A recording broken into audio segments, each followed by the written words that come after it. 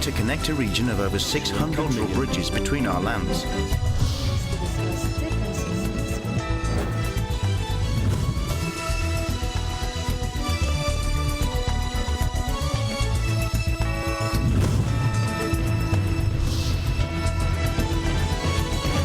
Good evening, I'm Alma Angeles. You're watching Asean in Focus on tonight's headlines. Beijing is pointing fingers at the U.S., blaming them for a recent incident in the South China Sea last week. A Chinese plane crossed in front of an American surveillance aircraft, causing tensions to rise between the two nations. President Marcos Jr. highlighted the need for the government to step up its efforts in achieving the country's rice self-sufficiency target of 97%. Mutually reinforcing crises, including rising debt levels, are disproportionately affecting developing countries, worsening the global employment divide between high-income and low-income countries, widening existing inequalities exacerbated by the pandemic, according to a new report from the International Labour Organization. In a heartwarming initiative to support individuals with dementia, residents at a care home in Singapore came together to hold hands and dance to beloved classics from the past. With the help of a silent music format, they swayed and grooved to golden oldies spanning the 40s to the 80s, all while enjoying the music through their headphones. Beijing is pointing fingers at the U.S., blaming them for a recent incident in the South China Sea. Last week, a Chinese plane crossed in front of an American surveillance aircraft, causing tensions to rise between the two nations. When asked about the incident, Chinese Foreign Ministry spokeswoman Mao Ning accused the U.S. of continuously sending ships and planes to conduct close surveillance on China. 你的第一个问题 On your first question, I want to point out that for over the years, the U.S. has sent aircrafts for reconnaissance against China, which seriously undermines China's sovereignty and security. Such provocative and dangerous acts are the root cause for the security issues on the sea. China urges the U.S. to stop such dangerous provocative acts. China will take resolute measures to safeguard its sovereignty and security. Now, U.S. Secretary of State Antony Blinken is urging Beijing to step up communication efforts following the fighter jet incident, which he squarely blamed on a Chinese pilot. First, with regard to the planes, our planes were flying in international airspace on a routine mission.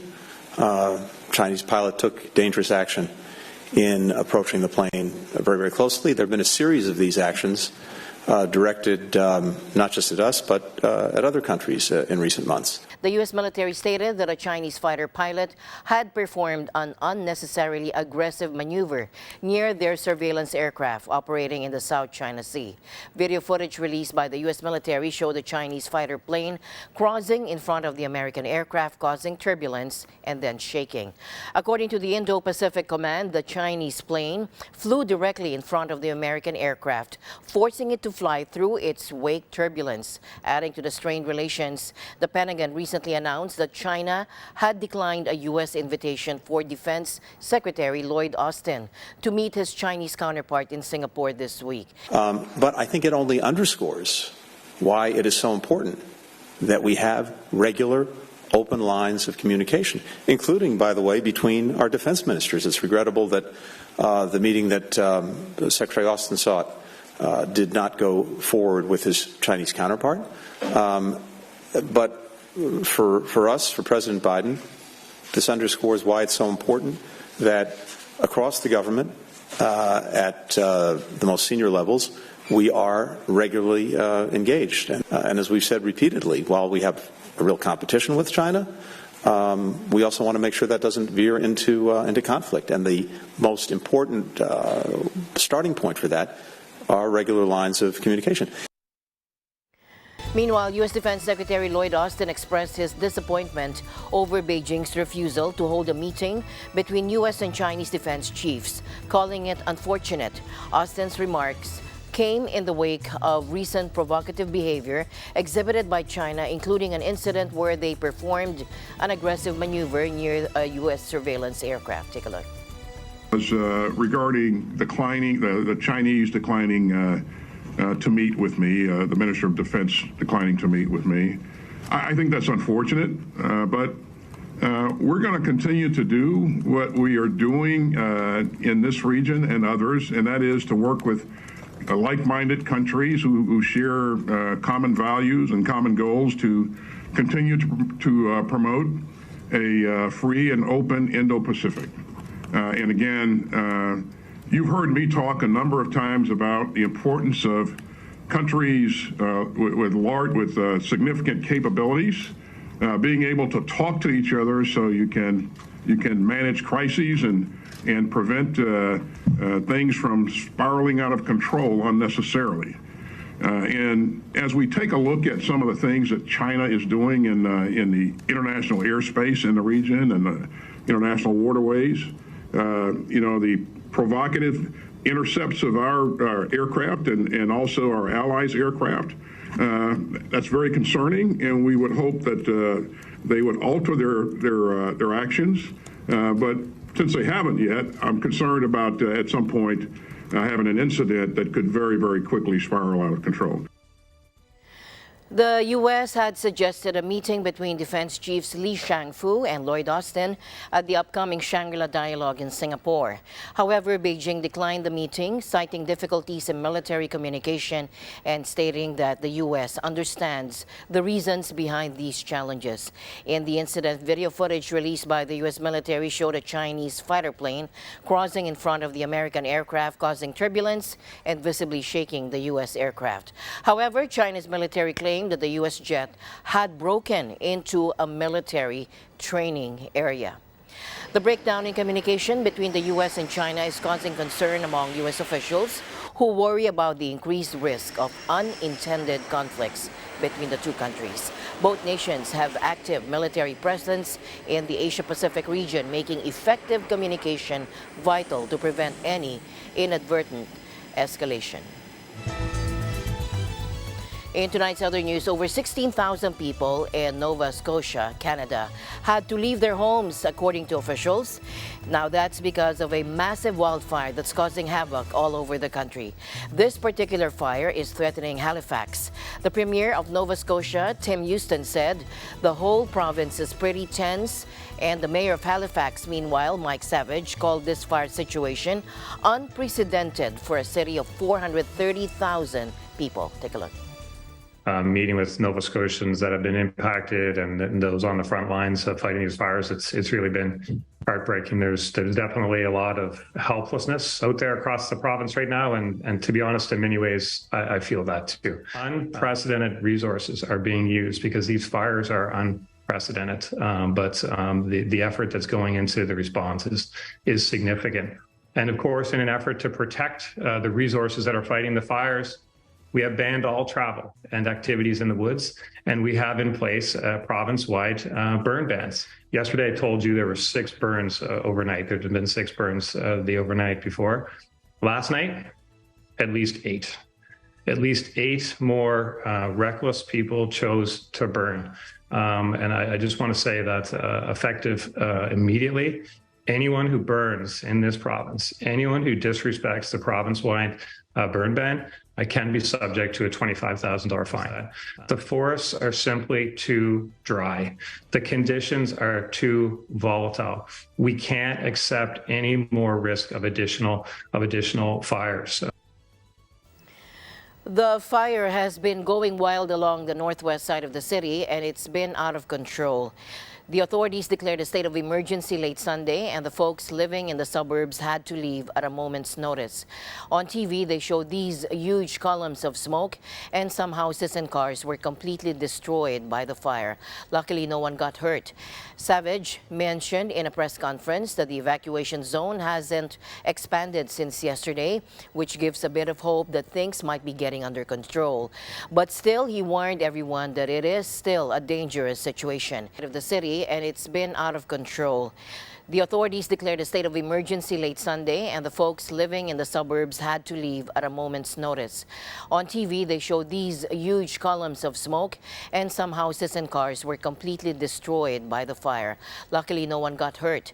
Savage mentioned in a press conference that the evacuation zone hasn't expanded since yesterday, which gives a bit of hope that things might be getting under control.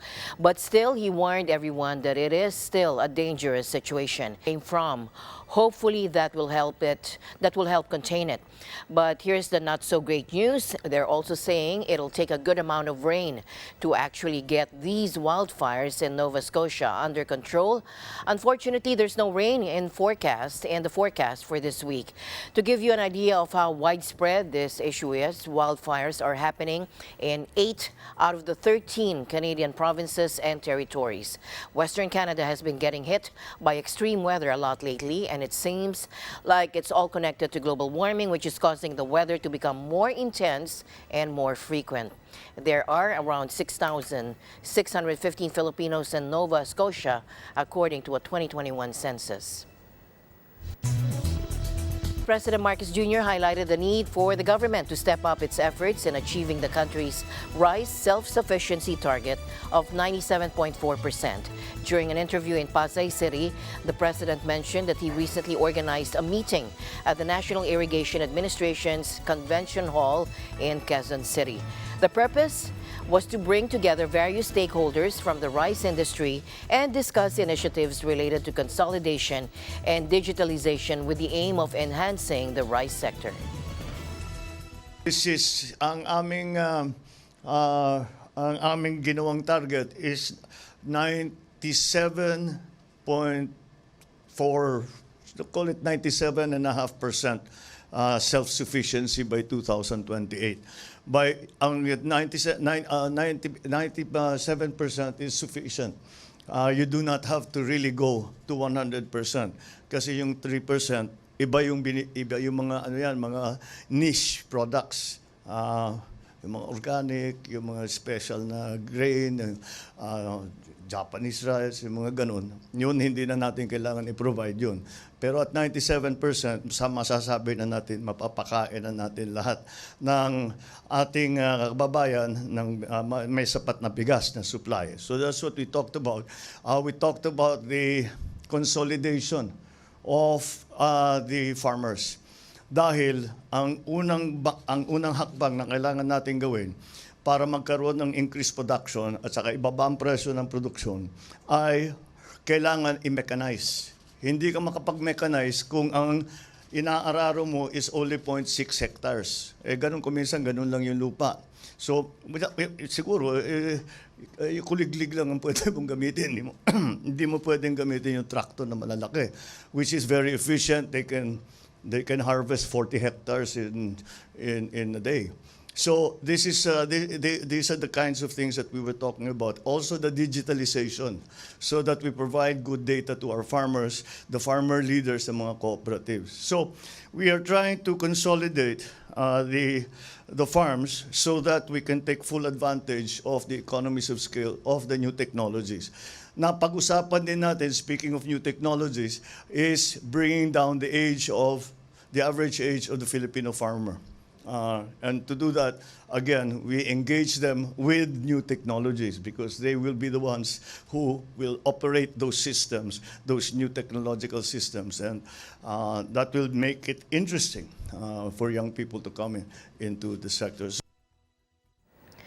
The president mentioned that one of the key features of the new roadmap is the consolidation of farmlands, which aims to improve the efficiency of farm mechanization. President Marcos further highlighted the government's plan to attract and train more young Filipino farmers in utilizing agricultural technologies.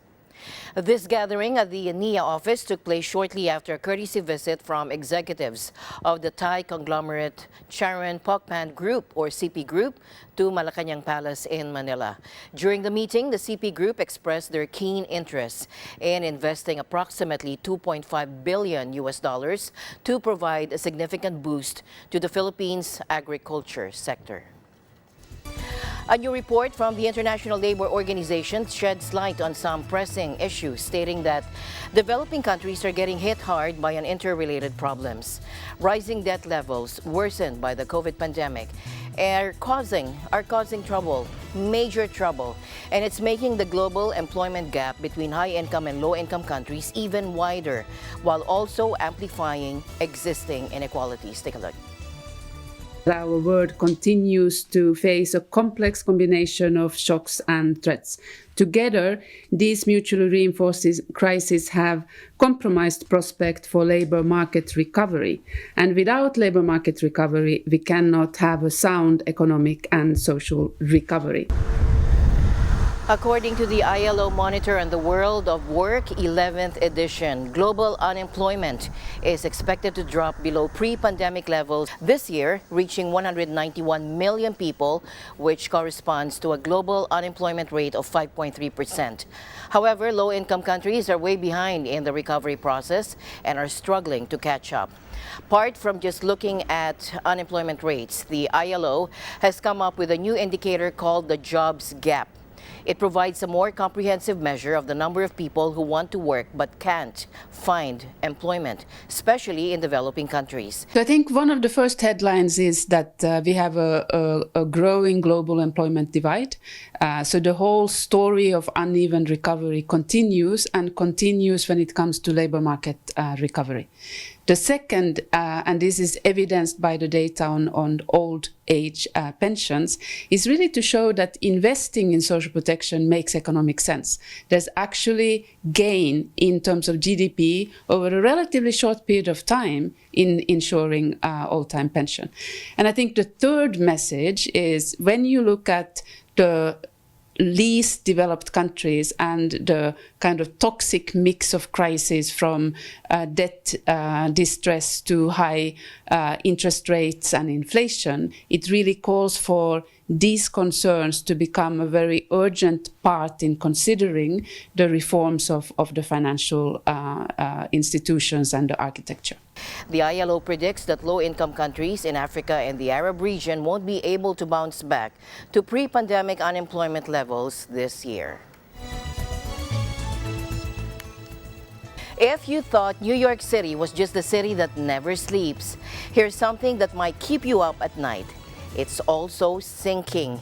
A recent study has found that the Big Apple is gradually descending, partly due to the weight of its iconic skyscrapers that define the concrete jungle. Now, this sinking phenomenon poses a significant threat to the city's vulnerability to rising sea levels and coastal flooding, a consequence of climate change. The study, published in the Earth's Future Journal, aimed to assess the impact of New York's extensive infrastructure on subsidence. Subsidence refers to the sinking of land caused by various factors, including natural processes like erosion or human activities such as mineral extraction. In the case of New York, geologists estimated that the city's more than 1 million buildings exert a total downward pressure of a staggering 1.68 trillion pounds on the earth. To put it into perspective, that's equivalent to the weight of approximately 1.9 million fully fueled Boeing 747-400s, as reported by CNN. The study concluded that the financial capital of America is sinking at an average rate of 1 to 2 millimeters per year. However, New York is not alone in facing this challenge. Other major cities, such as Venice, are grappling with subsidence and rising waters that raise concerns about eventual submersion. Likewise, Jakarta is sinking at an alarming pace due to excessive groundwater extraction, leading Indonesia to make plans for relocating its capital. And finally, in our news, in a heartwarming initiative to support individuals with dementia, residents at a care home in Singapore came together to hold hands and dance to beloved classics from the past. With the help of a silent music format, they swayed and grooved to golden oldies spanning the 1940s to the 1980s, all while enjoying the music through their headphones. Take a look. It's just my eye to see. Que Stella, Stella. 我爱的你。Hey!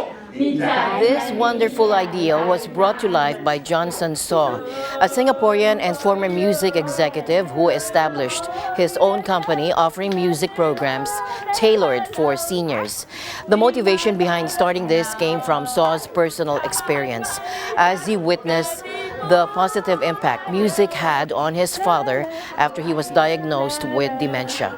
I think music moves the soul. Music is intrinsic in everybody. Everybody has a soundtrack to their lives, right? So there's always some music that would have impacted you sometime during your life. Those are music that get the seniors that they enjoy so much. So Mandarin songs, English songs, Hokkien songs, Cantonese songs, and actually this is one of the popular songs that they really enjoy.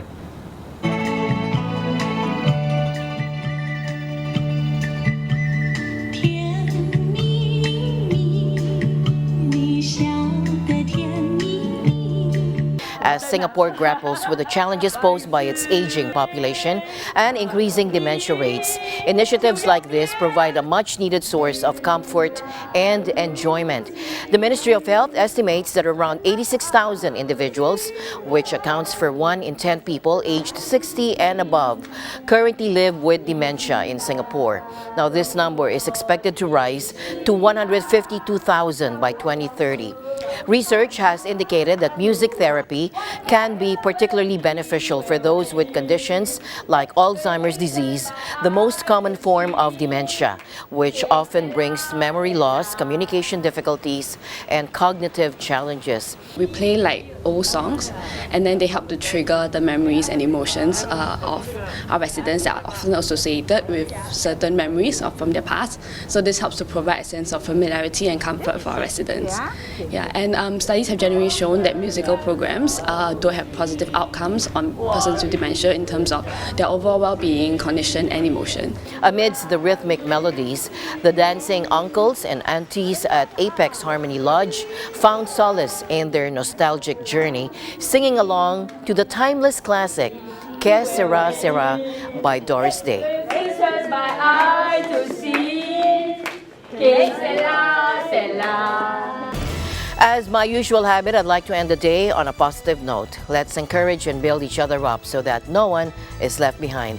And that's it for tonight's broadcast. I'm Alma Angela. Stay in the news because we live in extraordinary times. Good night.